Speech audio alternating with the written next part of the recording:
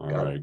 Good. Did you need a live stream or we're just going to record I'm today? doing that. I'm doing that right now. No problem. Sorry about that.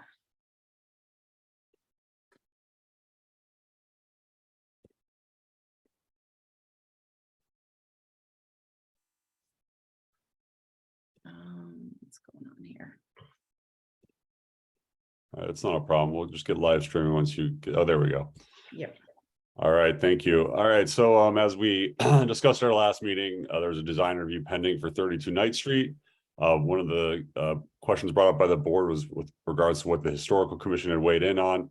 We wanted to table that item, wait till the applicant went through the historical commission process, which they've since completed. So perhaps we could just get an update from the applicant just in terms of what that looked like, and then the feedback you received. I know I distributed those comments that you previously sent, Craig, but maybe you just give a brief overview of their considerations and how you address them would be helpful. Of course, thank you for your time on this Tuesday morning. I will kind of pick up where we left off and just add in what we've learned since then. This is, of course, the proposed site plan for 32 Knight Street, replacing a building about, not replacing a building, but a portion of a building that is about twice the size. The proposal includes demolition of a section of the building along Knight Street. And we'll come to talk about the proposal, which also includes this garden terrace and rain garden over along Betts Pond Brook in the southeast corner here. But there was some question relative to the nature of this facade along Knight Street, especially since the frieze references a date of 1870 to 1940. So the question was, historic should probably take a look at that and see what that's all about. There is a listing in the Norwalk Resources Inventory referencing this facade element. What we found looking into the record and working with Todd Bryant of Heritage Resources was that the C.R. Gibson Company was founded in New York City in 1870 and moved production facilities to Norwalk in 1940 and built this, the original core of the building, which you see in blue here, in 1940. So that sign was referencing the age of the company, not the age of the building. But the building is, the core of the building, as you see here in blue, was built in 1940. But since then, over the years, additions on different sides have actually enclosed that original core. But here's a photo of that original core from around 1940. This appeared in a 1942 photo book, and you can see that very similar, if not same, facade element on the face of that original building core. But quickly after, they needed more space. There was first an addition built to the south in the 40s. There were these magenta additions built in the 50s. In the early 60s, they bumped out the rear. And in the late 60s, they built the southerly addition. And then, interestingly enough, they built a piece of the building that you now see in front of that original facade, but cared enough at the time about that element that it seems to have been either relocated, most likely, or reconstructed, or a part of both on the facade of the building that you see here today. So we went to the Historical Commission and we talked about ways to commemorate that facade, spent a fair amount of time going over options that generally included taking pieces or elements and trying to include them somewhere in the lobby or galleria spaces inside the building. But we didn't really have the room to take the whole element into the building, and several members of the Historical Commission felt that the element was a piece, and the whole piece would be nice to preserve.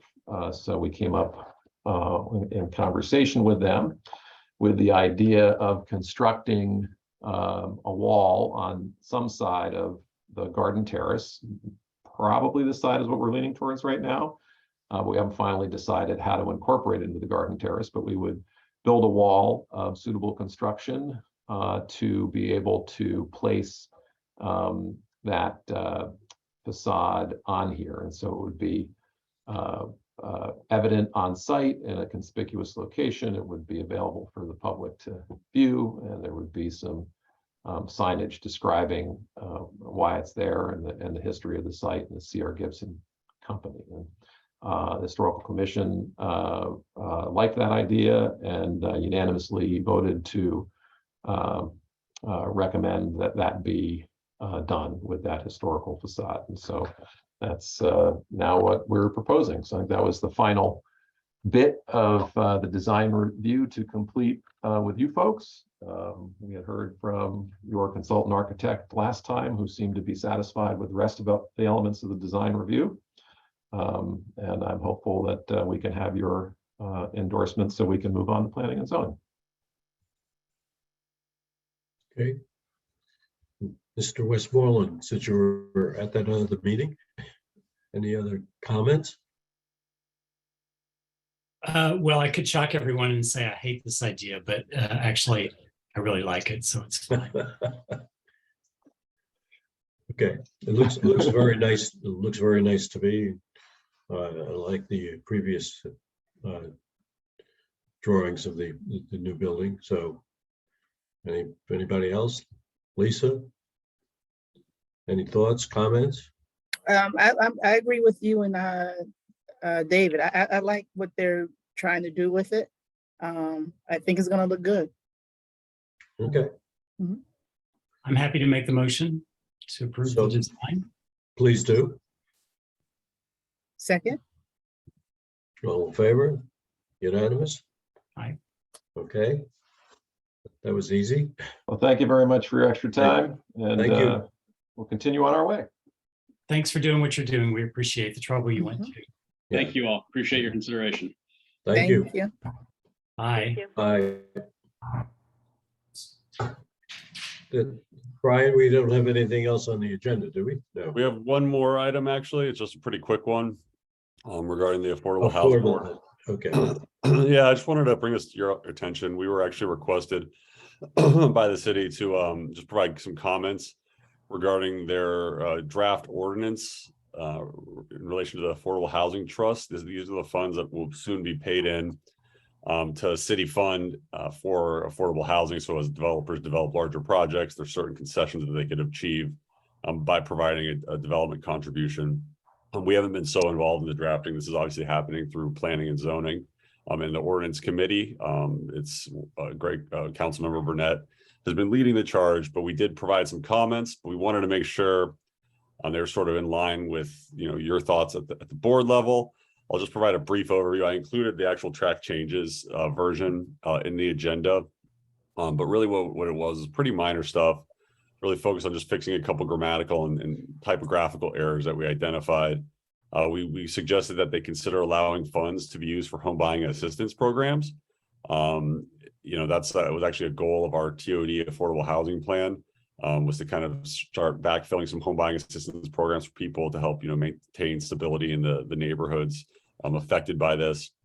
Consider allowing funds to be used for administration of home buying assistance programs, and then also for studies like 5-year state mandated affordable housing plans. So nothing earth shattering, but I just wanted to put it to your attention before we submitted our comments formally to the council, and just wanted to see if there's anything that you wanted to add or edit. I'm okay with the changes you're making. I'm Yeah. okay with it too. But Brian, so to be able to buy a home, is a certain area they will have to purchase, Yeah, I think the mechanics would still have to be worked out once they establish the fund. There's gonna be a lot of more discussion in that regard, but that was the intent of our TOD plan, is to help, in those specific areas, low income areas and things of that nature, to help stabilize the neighborhood and maintain people. Okay. Yeah. Okay. Okay. Do we need to vote on that now, or we vote on it at the next meeting? Yeah, if you could vote on it, they were waiting for comments. I just wanted to make sure you had a chance to take a look at it. I think David has departed, or is he still in the meeting? I don't. Oh, did we lose David? See ya. We lost Yeah. David. I'll tell you what, We don't need a formal vote. If you're comfortable with it, that's completely fine. I just want to make sure. I'm comfortable with it. I'm comfortable. I'm Okay. comfortable. Sure David is, so we'll say it's approved. So, Sounds good. It's no Okay. problem. all right. Well, anything else? I'll Well, call that's for all we have adjournment. today. That's it. Old business, new business. You want to make a motion to adjourn? So move. All right, all in favor? That's Even though we're on Sounds a good. quorum, we're adjourning. fine. We can leave the meeting. I'll log David's vote remotely. That's fine. Okay, All All right. thanks. Everybody Take have a care. good day. have a good Take care. day. Bye. Thank you. Bye. Bye-bye. Bye-bye.